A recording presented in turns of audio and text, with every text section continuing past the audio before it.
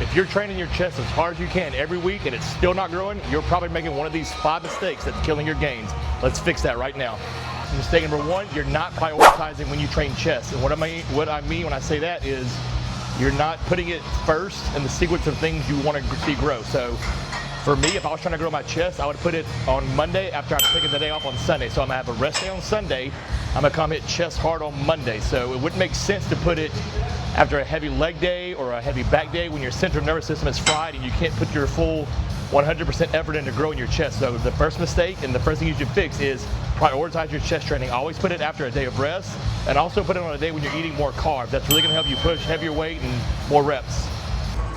Mistake number 2, you're not activating your chest, so you're not feeling your chest working. So what I'm doing here is a chest activation drill with my band. So what I'm doing here is pushing across my chest and getting this chest nice and activated and firing, so that when I go do my presses and everything else, it's already warmed up and firing. So if your chest isn't activated to start the workout, you're mainly going to feel it in your shoulders, your triceps, everywhere but your chest basically. So if you watch the video I'm going to attach above, you'll see this whole band sequence I've got. It's going to involve pushing across your chest, pushing here, and taking this band over and back. You do that before your chest day, and I guarantee you're going to feel that chest activated. If you're finding this video helpful so far and you don't feel other body parts working like your back, be sure to subscribe to the channel. I have other videos on my channel that tell you how to have your back working, how to have your triceps. I cover every body part. Subscribe now. Mistake number 3, you're not getting stronger week to week. And maybe I shouldn't say week to week, but if you're not getting stronger at least month over month, your chest isn't going to grow. So I'm a big believer in strength. Strength gains and muscle gains go hand in hand. If you're not progressively overloading to get stronger, your chest has no reason to grow. Mistake number 4 is not enough time or attention. So this right here is probably one of the most common mistakes I see people make when they're not only chest training, but just training in a whole, is pushing the weight up under explosive and just let that weight bounce. So time under tension can be accomplished by a couple things. By coming down controlled, pushing up smooth and hard. It can be done by doing a pause in the hole. It can be done by squeezing to the top. Anything where that muscle has to be engaged is time under tension. So again, when I let that weight bounce, my chest isn't even engaged. My chest has to engage here and push.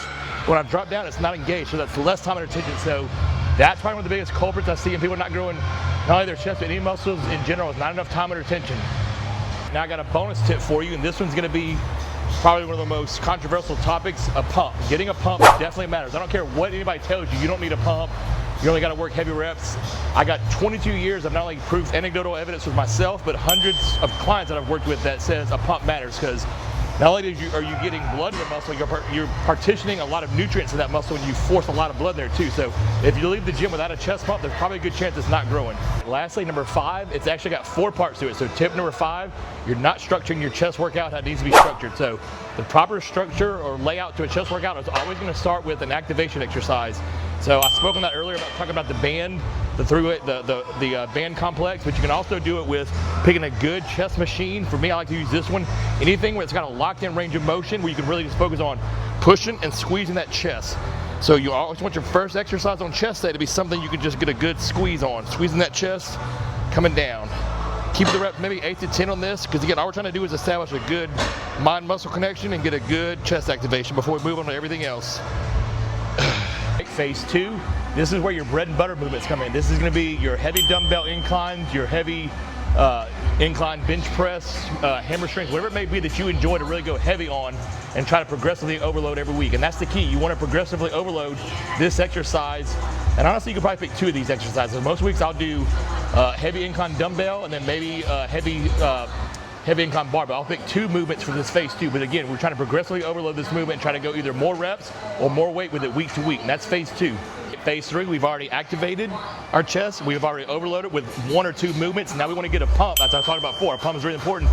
So now we want to get into a pump. So you can achieve a pump by doing either like a superset of 2 different exercises, or just going higher reps with lower rest time. So some examples would be like a cable chest fly for like 12 to 15, then dropping down into push-ups back to back. That's going to give you a pump. Or going back to a machine press and doing 4 sets of 20, but only taking 1-minute breaks. Whatever's going to give you a good pump, whatever you like to do that gives you a good pump in your chest, this is going to be phase 3.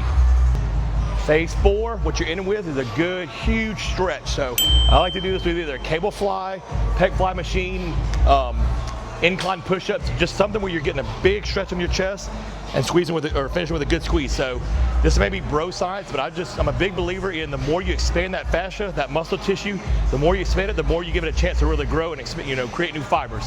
So that's phase 4, is in with a good stretch. All right, guys, that's all she wrote. I promise you, if you fix those 5 things within the next month, I promise you're gonna see new chest growth. That might be over promising, but I promise if you fix those 5 things, hammer your diet, nutrition right, I promise you're gonna see some new chest growth. If you like everything you heard in this video, guys, and you wanna see more, subscribe to the channel. As always, stay swole.